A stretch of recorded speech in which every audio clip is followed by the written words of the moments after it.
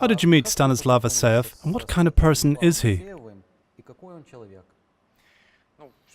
We studied together at university, and it turned out that, well, I graduated from the law department, but for the first 2 years I studied in the philosophy department at Donetsk National Technical University. As a matter of fact, we got to know each other. For 2 years we studied side by side, but then I went to study in the law department and he carried on in the philosophy department. We just kept in touch. We met up, talked to each other. Moreover, when he went to Kyiv, actually when he was in Donetsk and I was in Kyiv, Stas came over and I helped him set up contacts with the media. He had already written for leading publications, Ukrainska Pravda, Zerkalo, Radio Free Europe, and so on. That's just how we got to know each other. But with regards to what he was like as a person, I had known Stas for over 10 years, and to a certain extent he was a very particular person. As I already said, he graduated in philosophy, and it was a kind of lifestyle for him. He was quite private, and to a certain extent he was even a loner. But nevertheless, he was one of the best students, if not the best in our group. The teachers themselves recognized that. He was a person who in the 11th grade at school read classical German philosophy. He read the original versions of Kant, Hegel. In the first year he argued with the teachers, and I would say that some of the younger teachers were afraid of him. He had a command of that kind of knowledge. He was very competent. Therefore, the professors, the doctors of science, they realized he was a very good student and they wanted him to stay on at the university. But he didn't go down the academic route. He didn't go back to university because I know after university he worked in a variety of professions, if you could call it that. He worked as a grave digger, a truck loader, anything, whatever life threw at him. In 2014 and 2015 he started to write articles and he felt that journalism was his mission. What is interesting or unique about his journalism? Following that, it should be said that he wasn't a journalist in the classical sense. He didn't work at a newspaper or television. First and foremost, he is a writer. He wanted to write well and write about important things. And if I'm not mistaken, already by the 3rd year of the university, he had published his first collection of stories, which was completely artistic. It had nothing to do with journalism.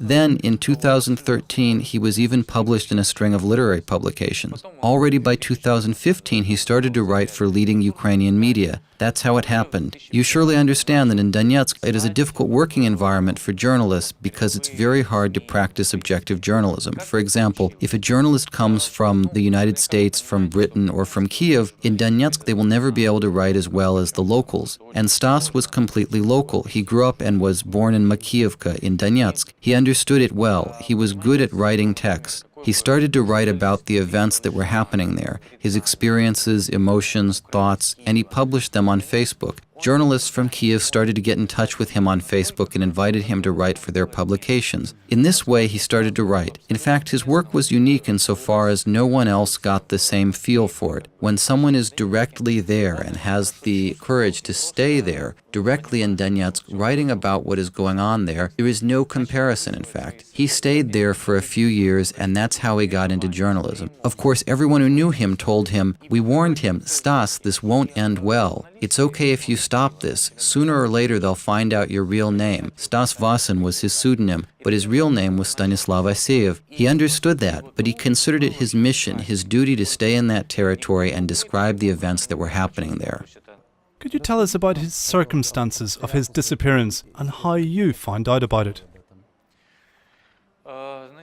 On June 3rd, his mother called me. I have known his mother for more than 10 years, but she has never called me. When she called and asked whether I knew where Stas was, I knew that something wasn't right. I knew for certain that things had come to something close to arrest, because of how his mother felt. He was supposed to call his mother. They were supposed to meet the next day at 2 o'clock. He didn't turn up and his phone was switched off. Stas lived in Donetsk and his mother was in Makiiivka. His phone was switched off and his mother was ringing everyone she knew. And so she rang me. I obviously spoke to his mother and rang all the people that knew Stas. It wasn't a very long list of people, literally about 7 people. People from our group, people he had kept in contact with, and no one knew where he was. We knew full well that Stas was a committed person. If he told his mother that he would meet her at 2, then he would meet her at 2. Or he would have called or found a way to get in contact. But he didn't get in contact. We started to search through his sources. As well, he used Facebook, so I wrote him on Facebook, Stas, where are you? Your mother is looking for you. And the next day, on his account, he replied,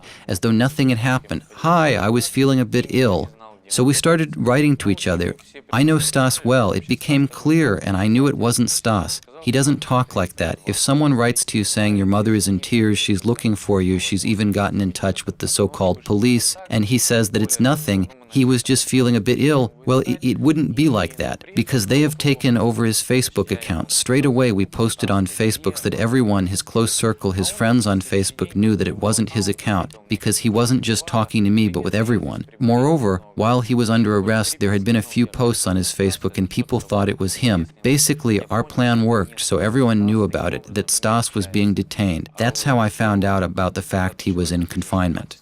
Our internal sources, because we're from Donetsk and we lived there our whole lives the last 25 years and we had a lot of genuine contacts, these unofficial sources confirmed that he was there. But literally at the end of August, there was an official document from the so-called DPR and its authorities stating that Stas was definitely being detained there. This document, if I'm not mistaken, was posted on Facebook by Irina Heroshenko saying that Stas was with them and that he was accused of espionage, again in quotes, and they could sentence him to 12 or 14 years in prison. Also, his mother met with him. I understand that the meeting took place in the Ministry of State Security building. Stas looked completely calm, physically healthy. Stas reassured his mother that everything was okay. He understood that his only hope is for an exchange, because you can't count on a fair trial there. From our sources, from the official documents, from the meeting with his mother, we can clearly state that he is there. Moreover, all the international organizations, the UN, the OSCE, and human rights organizations confirm that Stas, as a journalist, is in the so-called Security Services Office of the DPR.